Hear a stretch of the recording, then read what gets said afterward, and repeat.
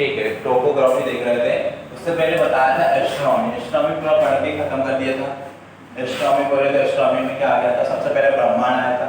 ब्रह्मांड के बाद प्लास्टर या सुपर प्लास्टर। प्लास्टर या सुपर प्लास्टर क्या होता है, तीन जब गैलेक्सी मिल जाती है, ऐसी अपनी मंदाकिनी और इधर देवयानी और एनजीसी 13 ये सब मिल गई तो ये क्या कहलाती तीनों प्लास्टर या सुपर प्लास्टर। उसके अंदर चले गए तो उसके अंदर मैंने क्या देखे थे, तारामंडल देखे थे। पहले सब से दूर वाले तारों का समूह तारामंडल। तारामंडल के पास चले गया था, उसके बाद नक्षत्र देखे थे। तारामंडल की संख्या कितनी है, 89 और नक्षत्र की 27। उसके बाद सौरमंडल आया था। सौरमंडल में ग्रहों की संख्या 8। पूरा सौरमंडल भी पढ़ लिए थे। बीच बीच में सन भी पढ़ लिए थे। सन के 3 भाग थे, बीच वाला कोर था, बीच वाला क्या था रेडियोएक्टिव जोन और लास्ट वाला था समवर्गमंडल। जय टेस्ट में भी पूछा था। ठीक है, अब एस्ट्रोनॉमी देख रहे थे। एस्ट्रोनॉमी मतलब कोई इस तरह आकृति, तो पृथ्वी पर कैसी इस तरह आकृति बनती है। सबसे पहले नदियाँ बह रही है तो नदियाँ कुछ न कुछ आकृति बनाएंगी। इस तरह आदमी कहने का मतलब ये उबड़ खाबड़ जो पृथ्वी पर कहीं पे पहाड़ निकल गए, कहीं पे पर्वत, कहीं पे नदियाँ ने काट डाला है, कहीं पे आइस गिर गई है, बर्फ गिर गई है, कहीं पे बर्फ की कुछ न कुछ आकृति बनाएगी, तो ये बर्फ का दौरा आकृति। उसके बाद क्या समुद्र है, समुद्र पे कहीं ना कहीं लहरें चलती है, समुद्र द्वारा बनाएंगे आकृति। उसके बाद क्या हवाएं चल रही है, हवाएं द्वारा बनाएंगे आकृति, वही देखना। तो सबसे पहले क्या नदियाँ, नदियाँ द्वारा बनाएंगे आकृति में। सबसे पहले नदियाँ कहाँ से निकलती है, पहाड़ों से निकलती है। तो पहाड़ों से निकलेंगी, ऐसे कुछ पहाड़ रहेंगे जहाँ से नदियाँ निकलेंगी। ये नदियाँ कौन सी घाटी से निकल रही है, वी आकार की घाटी से, वी आकार की घाटी से निकल रही है। उसके बाद ये वी आकार की घाटी से निकलने यहाँ से निकलती है तो ये क्या अपर्दन हो रहा है। ऊपर से खोल बंद करना है। पी आकार की घाटी होगी। उसके बाद आगे बढ़े, आगे भी यही वाली जो पी आकार की घाटी थोड़ा से और ज़्यादा बड़ी होगी तो क्या बना लेंगी, गार्ज बना लेंगी। गार्ज बना लेंगी और आगे बढ़े तो गार्ज बना लेंगी। गार्ज बना के उसके बाद एक गार्ज नदी नीचे से बह रही है, धीरे धीरे बहते बहते इसको और चौड़ा कर देंगी तो ये क्या बन जाएगा, कैनियन बन जाएगा या आई आकार की घाटी। बोले थे विश्व का सबसे बड़ा कैनियन कौन सा था, ग्रैंड कैनियन, जो कोलोराडो नदी द्वारा बनता था। कहाँ पे था, यूएसए में था। यही थी तीन आकृति यहाँ से देख लिए थे। सबसे पहले कौन सी, आई आकार की, फिर गार्ज और फिर वी आकार की आकृति। उसके बाद नदियाँ निकलेंगी, नदियाँ निकलेंगी तो सबसे पहले ऐसे ऐसे बहेंगी।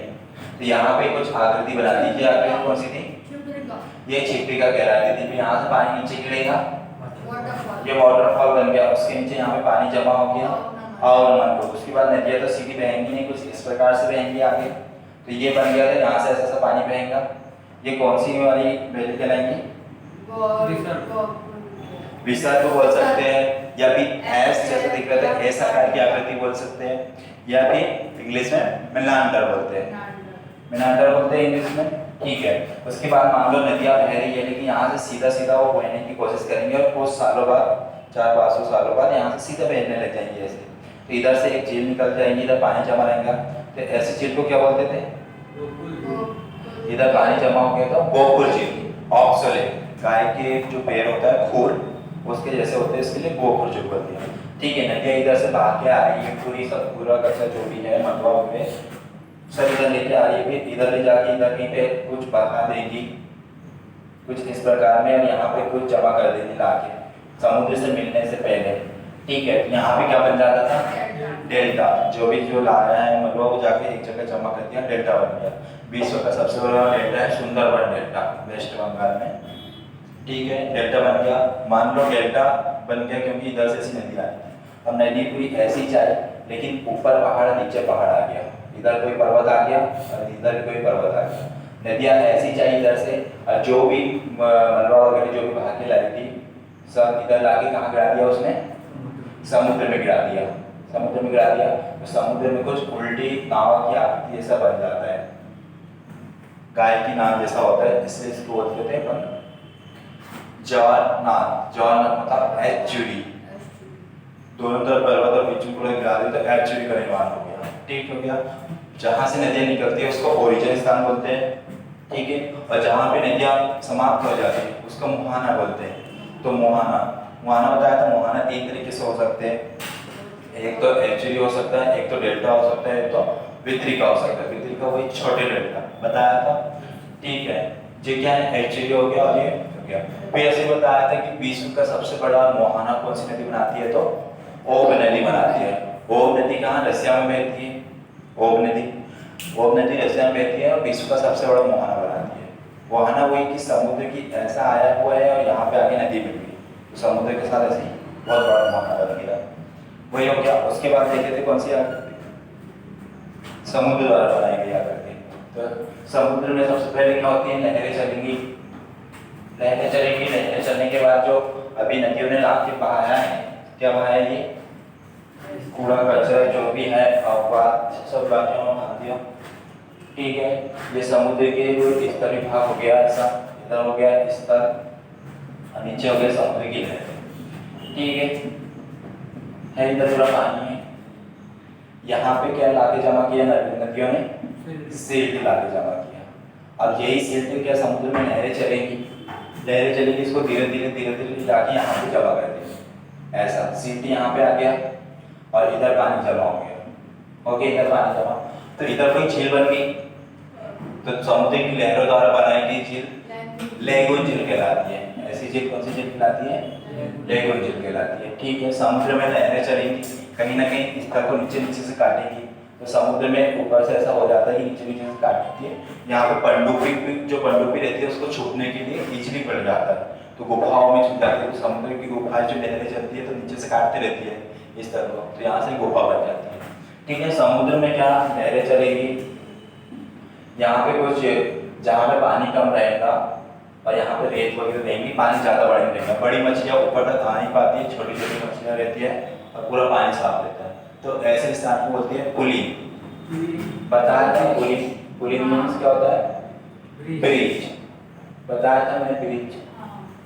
ये हो गया कि समुद्र के ऊपर की आकृति। उसके बाद समुद्र के अंदर भी कुछ ना कुछ आकृति बनती है।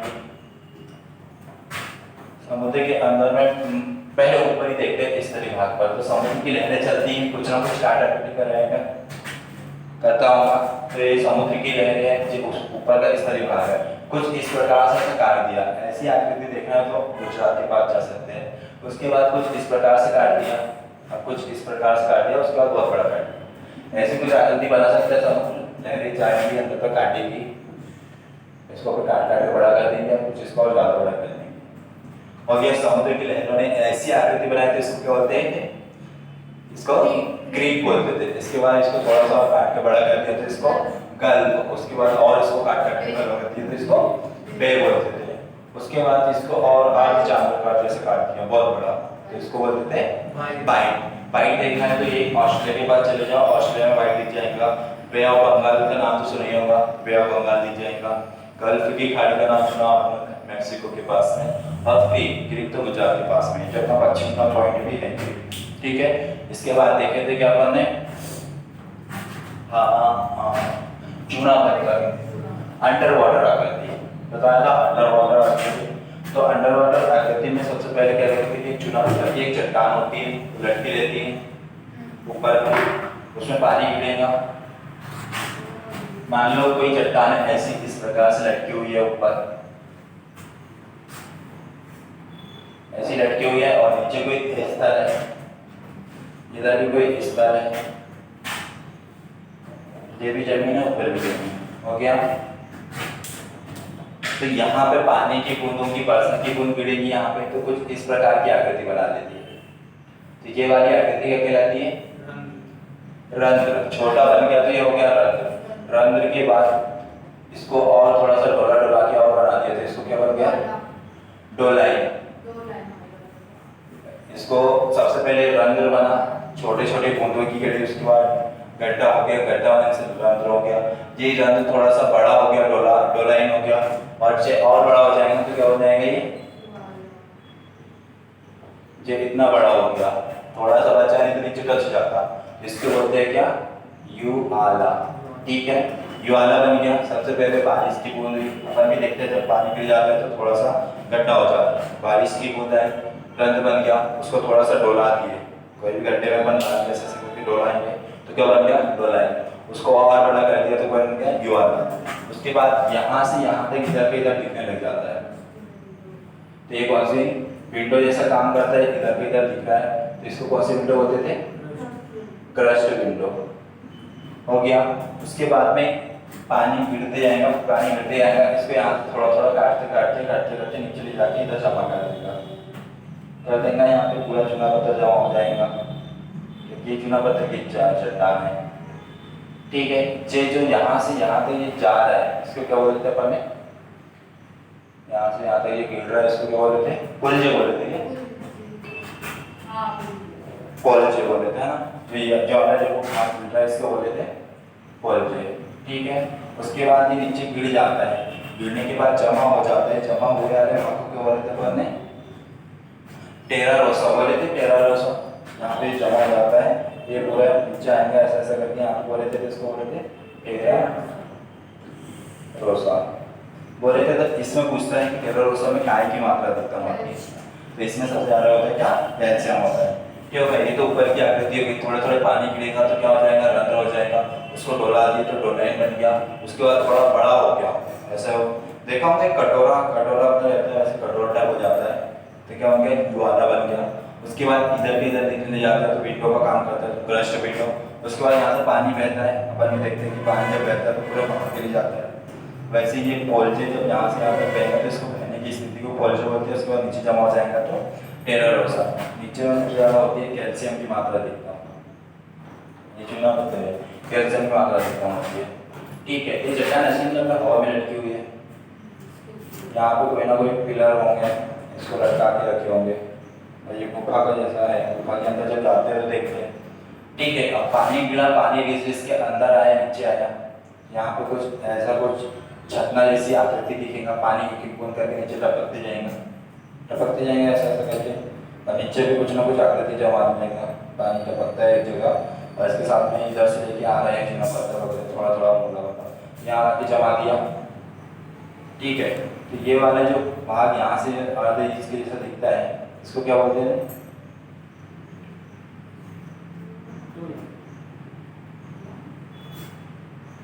क्या बोलते थे इसको?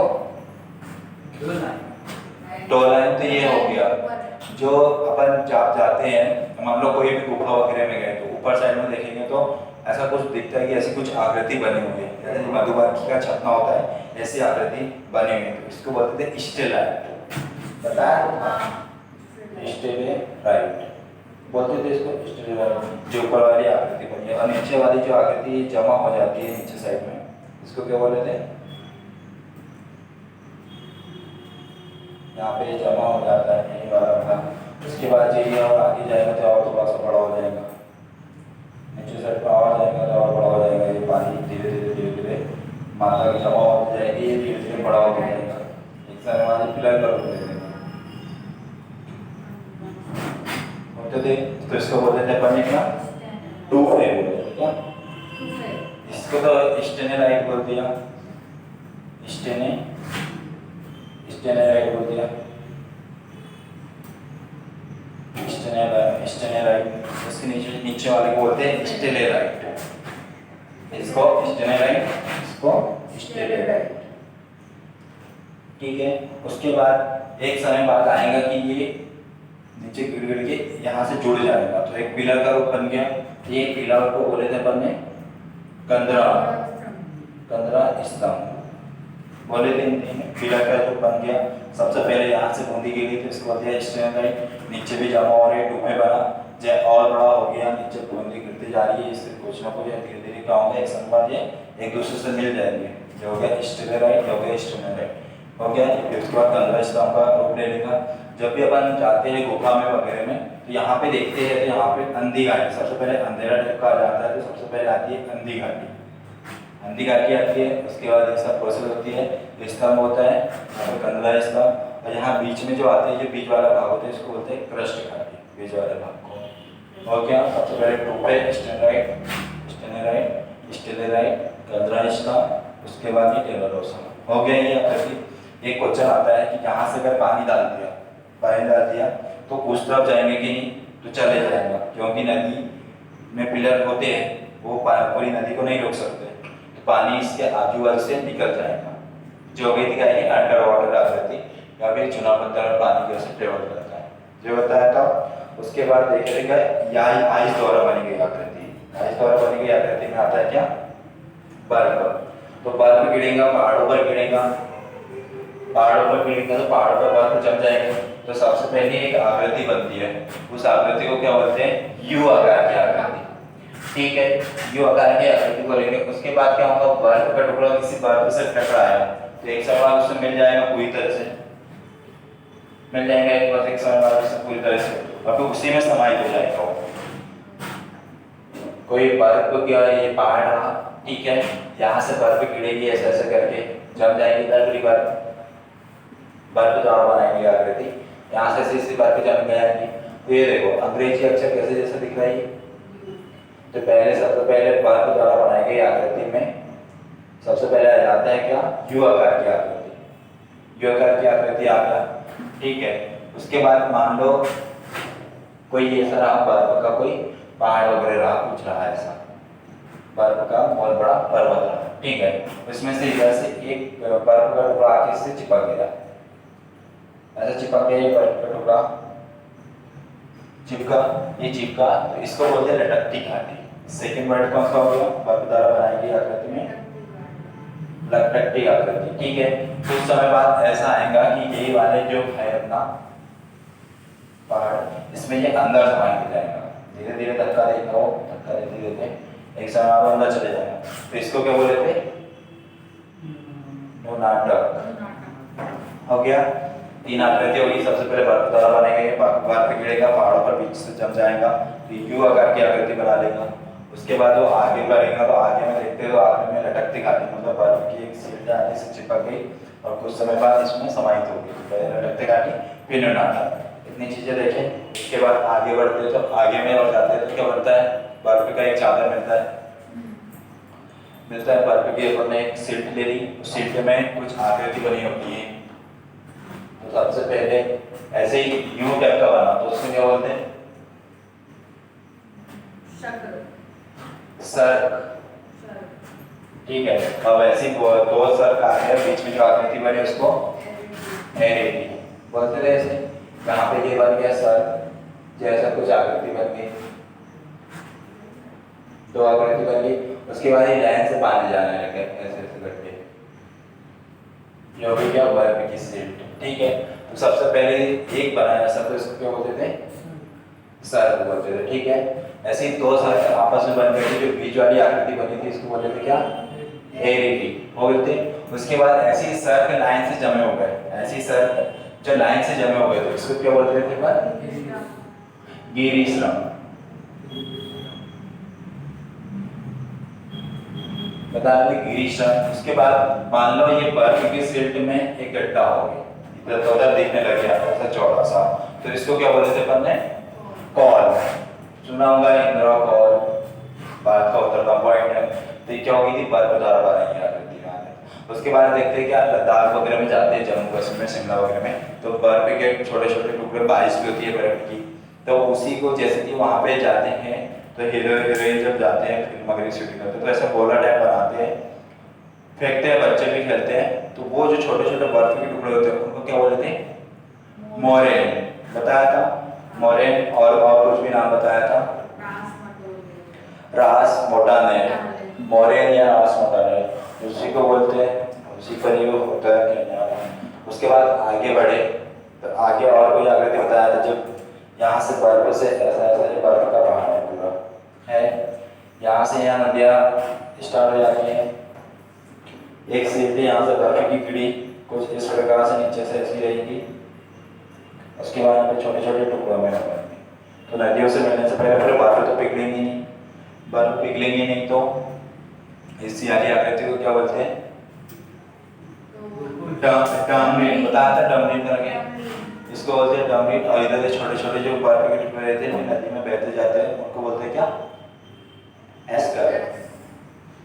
एस्कर बताया था, एस्कर जो हो गया डमरीन, जो हो गया एस्कर। जे किसके द्वारा बनी गई आकृति होगी थी, बर्फ द्वारा आकृति।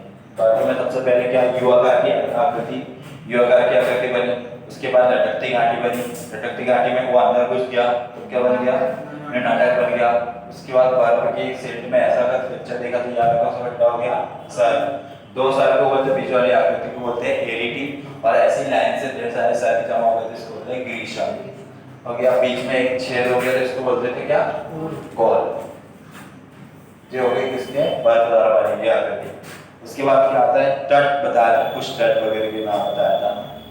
जैसे कि समुद्र है, समुद्र के 90 डिग्री पर कोई खड़ा है, ऐसे कुछ मतलब स्थलीय भाग है तो 90 डिग्री पर खड़ा है तो उसको बोलते थे क्या, रिया तट। बताया था रिया तट, रिया तट जो एकदम तट के सामने में एकदम 90 डिग्री पर उसके सामने से खड़ा हुआ है, इसको रिया तट बोलते थे। उसके बाद और भी तट बताया था ऐसा, उसी के सामने रहा लेकिन वो सेंटर ऐसा है, उसके सामने तट के सामने कोई तट का इधर ही ऐसा टूटा हुआ भाग है तो इसको बोले थे अपन फियोर्ड तट। फियोर्ड तट बताया था, रिया तट बताया था, और क्लिप बताया था। क्लिप तो कुछ नहीं होती, क्लिप तो आकृति ऐसी होती है।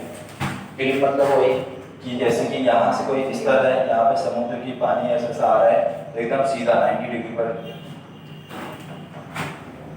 ये हो गया समुद्र, इधर हो गया स्थल, यहाँ से अपन देख रहे हैं इसको तो एकदम दिख रहा है कि एकदम बहुत गहरा है, यहाँ पे समुद्र की लहरें इसको टाक रही है, ये हो गया था क्लिप। उसके बाद यही समुद्र है, ये स्थल है, तो ये समुद्र में ऐसे 90 डिग्री एकदम ऐसे ऐसे सीधी सीधी ढाल रही थी तो इसको बोलते थे रिया तट। उसके बाद यही वाला ये रिया तट हो गया, उसके बाद कुछ ऐसी आकृति रही, कुछ ऐसी आकृति रही, इसको बोलते थे फियोर्ड तट। फियोर्ड तट देखना है तो नॉर्वे में भी जा सकते हैं। ये फियोर्ड तट से अपना जो है ना इतिहास टकराया था,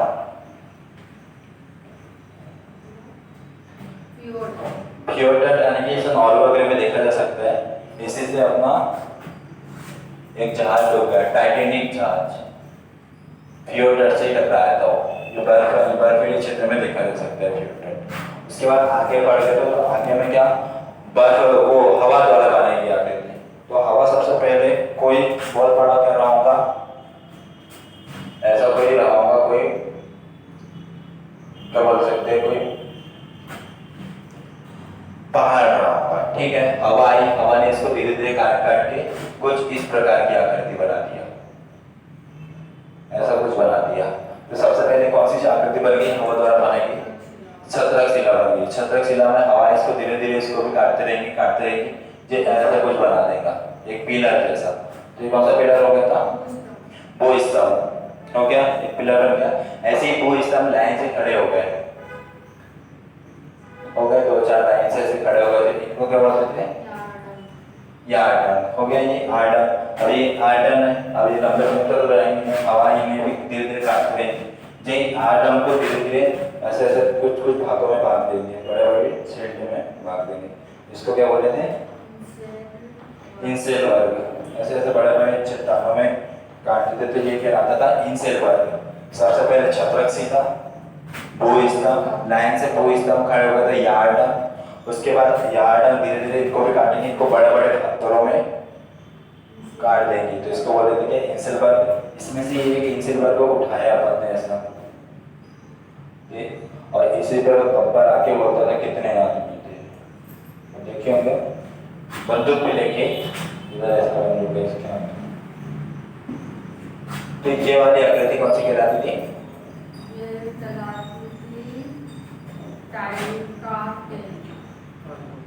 टाइकार्टेरा, टाइकार्टेरा ये आकृति कहलाती थी, ठीक है।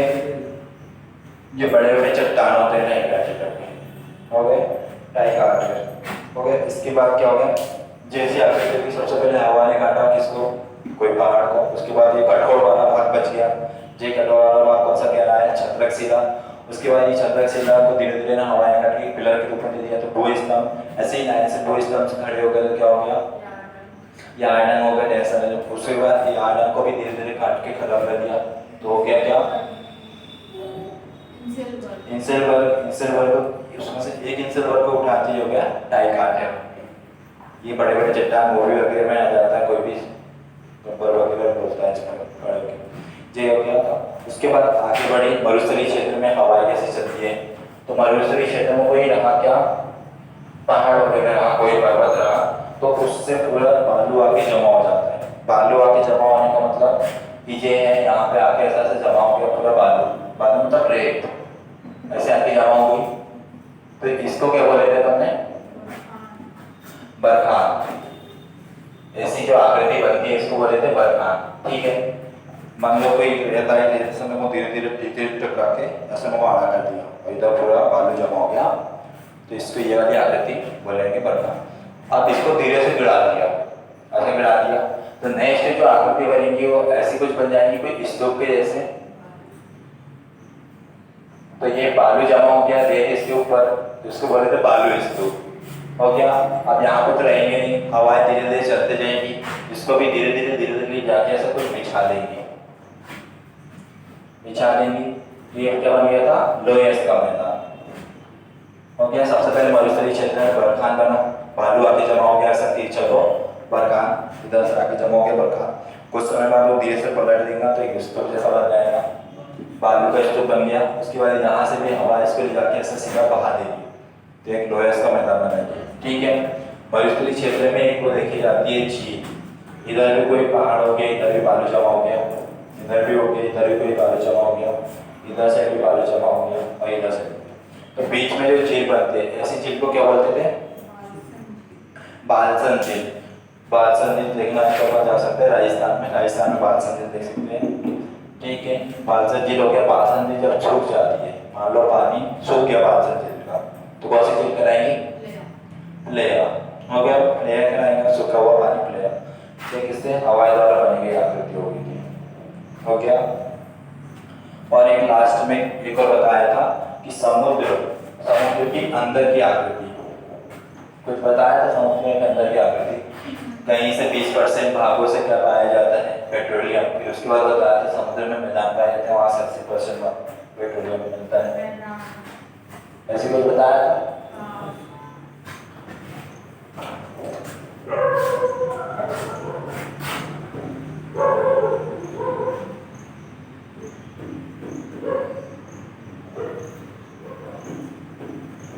जो इधर सब क्या है? पानी जमा हुआ है पानी जमा यहाँ पे, समुद्र का पानी है। समुद्र के अंदर भी कुछ आकृति हो सकती है, तो समुद्र के अंदर की आकृति में देखना है तो ये तो जैसे कि बताया था, यहाँ से समुद्र का क्या हो जाता है? तट चालू हो जाता है, जो हो जाता है तट चालू हो गया। तो ये वाले जो तट वाले ये भाग है, यहाँ से 20% पेट्रोलियम मिलता है, और ये वाले तट को क्या बोलते थे अपने?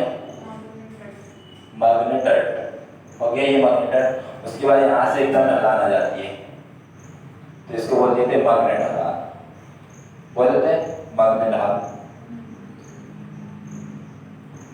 मैग्नेट ढाल आगे तो सबसे पहले क्या आया? मैग्नेट तट। मैग्नेट तट से ही पेट्रोलियम वगैरह निकाला जाता है। यहीं पे बॉम्बे हाई स्थित है, यहाँ से कितना परसेंट? 20% पेट्रोलियम पूरा जीवाश्म यहाँ से निकल गया, 20%। उसके बाद मैग्नेट ढाल आया समुद्र के अंदर। उसके बाद एक मैदान टाइप का जाता है समुद्र के अंदर में, ये मैदान सबसे ज्यादा भाग पाया जाता है समुद्र में, और यही मैदान वगैरह से फिर निकाला जाता है 80% पेट्रोलियम।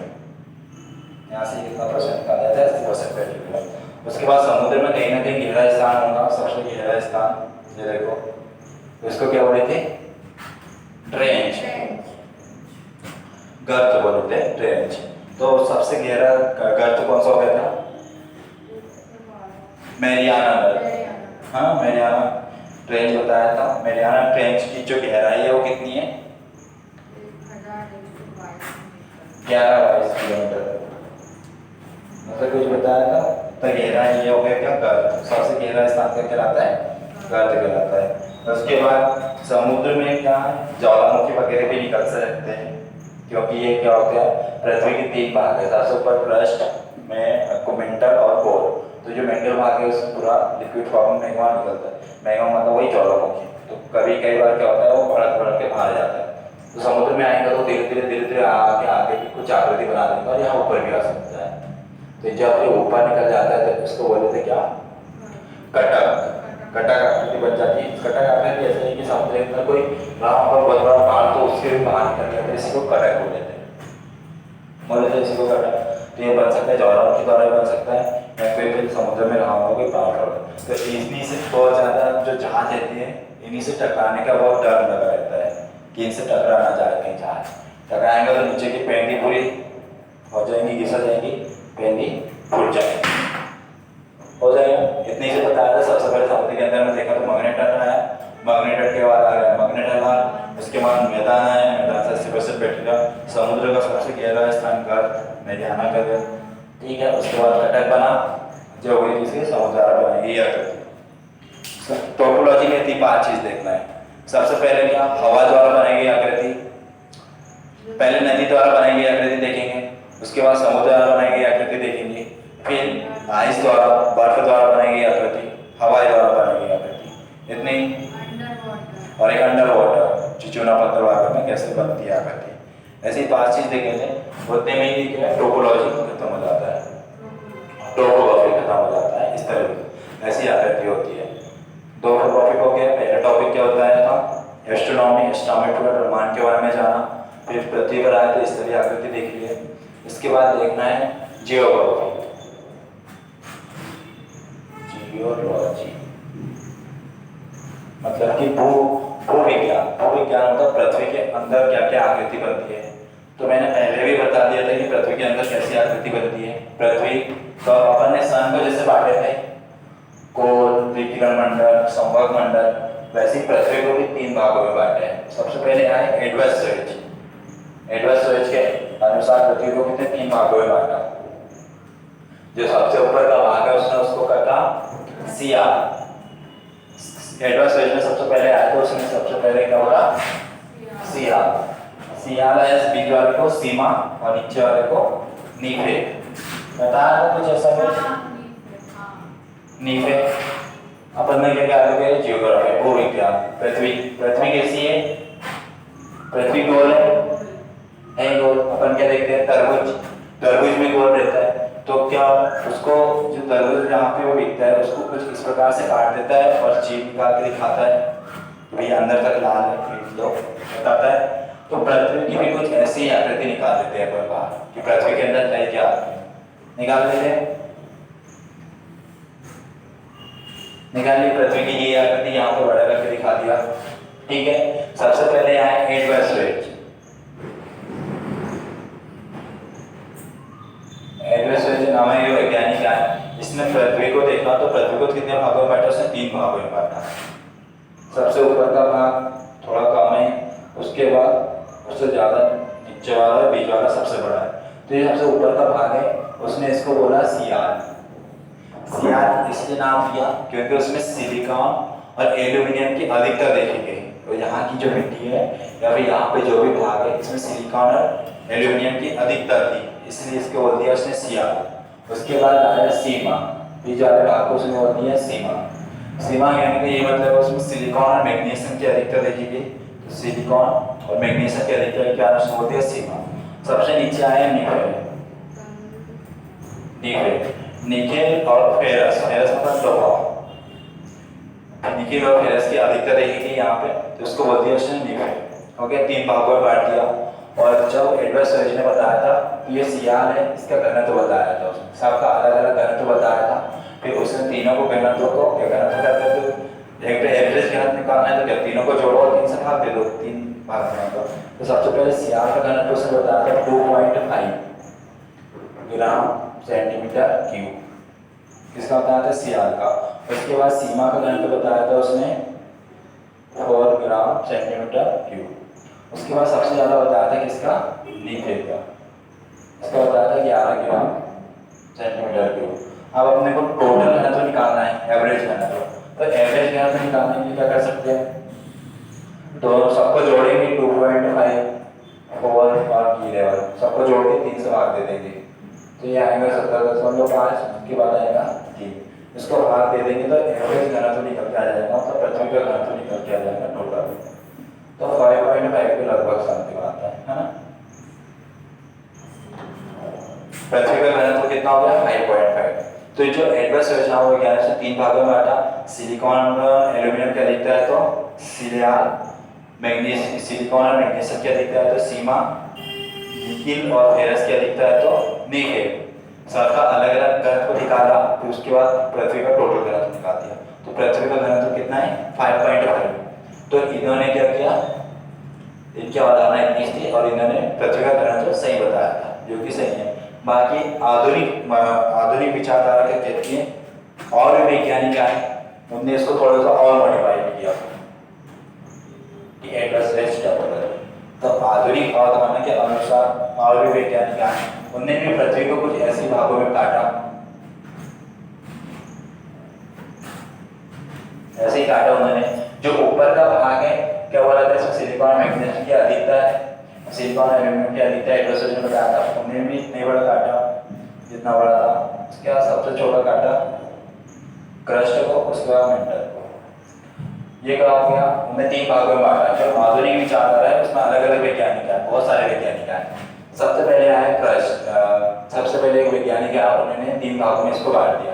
इनको 3 भागों के नाम दिए उन्होंने, इसने अलग दिया था क्रस्ट ने, और आधुनिक विचारधारा के अनुसार अलग नाम दिया। सबसे पहले जो ऊपर वाला भाग है, जो सियाल है, इसको उन्होंने बोल दिया क्रस्ट, और जो बीच वाला भाग है सीमा, इसको बोल दिया मेंटल, और सबसे नीचे वाला भाग को बोल दिया कोर, जो नीचे था। एक वैज्ञानिक है मोह नामक वैज्ञानिक, उनने क्या बोला, जैसे कि एडवर्ड ने सियाल और सीमा को अलग करते इसके बारे में नहीं बताया था, इसका लाइन का नाम नहीं दिया था। और इनने एक चीज और बताया था एडवर्ड ने, कि जो ऊपर का जो सियाल वाला भाग है ये पूरा अम्लीय है, अम्लीय बोलेंगे तो एसिड बेस में है। जो सियाल वाला भाग है पूरा कैसा है, एसिड है, मतलब अम्लीय है। और जो सीमा वाला भाग है, जो बीच वाला, जो मैग्मा भरा हुआ है इसमें, ये वाला भाग कैसा है, पूरा क्षारीय है। क्षारीय मतलब बेस, तो क्या पूरा क्षारीय। और ये सबसे नीचे वाला भाग है, इसलिए बोला कि लिक्विड फॉर्म में है, द्रव है पूरा। जो नीचे वाला कैसा है, लिक्विड फॉर्म है, जिसका सबसे ज्यादा टेम्परेचर ऐसा ही बताया था, इन्होंने बता दिया था एडवर्ड ने। ये कैसा है, द्रव फॉर्म में, लिक्विड है, इतना बताया था। फिर एक वैज्ञानिक और वैज्ञानिक हमने 3 भागों में बांट दिया, क्रस्ट, मेंटल और कोर में। तो जो बीच वाला, जो इसने तो ये लाइन का नाम बताया नहीं था कि जो सियाल और सीमा वाला करते हैं उसको क्या बोलते हैं। तो एक मोह नामक वैज्ञानिक है, और उन्हें इस रेखा को बताया, नाम दे दिया मोह लाइन, मोह डिस्कर्रेंट लाइन, इसको मोह नाम दे दिया। तो क्रस्ट और मेंटल को कौन सी लाइन अलग करती है, मोह लाइन अलग करती है, ठीक है। उसके बाद मेंटल और क्रस्ट, इसको भी एक वैज्ञानिक है, गुटेनबर्ग नामक एक वैज्ञानिक है। गुटेनबर्ग का है, मेंटल और कोर को जो अलग करती है उसको गुटेनबर्ग नामक बोलती है। इसको याद कैसे करना है, आप लोग ने वो मग देखे, मग एक ट्रिक है, मग से जैसे कि एग्जाम में तो भूल जाएंगे, तो मग याद रख लो सब। म से हो गया मोह, ग से हो गया गुटेनबर्ग। तो क्रस्ट और मेंटल को कौन सी लाइन अलग करती है, मोह लाइन, और मेंटल और क्रस्ट को अलग करता है, मेंटल और कोर को अलग करता है गुटेनबर्ग। इतना हुआ। उसके बाद और भी वैज्ञानिक आए, तो और वैज्ञानिक आए, उन्होंने क्या किया, क्रस्ट को 2 भागों में बांट दिया क्रस्ट को 2 भागों में। तो इसको क्या बोल सकते हैं, अपर क्रस्ट, इसको लोअर क्रस्ट, ऊपरी क्रस्ट, निचली क्रस्ट बोल सकते हैं। 2 भागों में बांट दिया, ऊपर वाले को क्या बांट दिया, अपर क्रस्ट, और नीचे वाले को बांट दिया लोअर क्रस्ट, ठीक है। अब दीजिए एक वैज्ञानिक पुणे ने इस लाइन का नाम दे दिया,